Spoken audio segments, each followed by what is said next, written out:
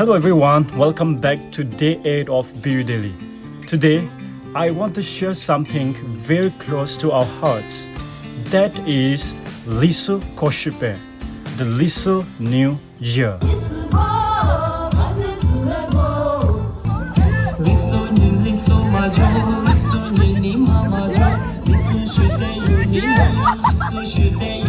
Every year in January and February, our Lisu people gather from many villages.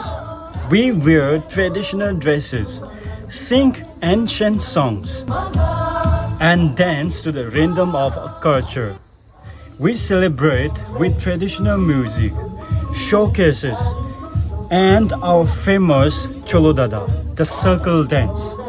When the new year begins, our hearts beat to the rhythm of tradition.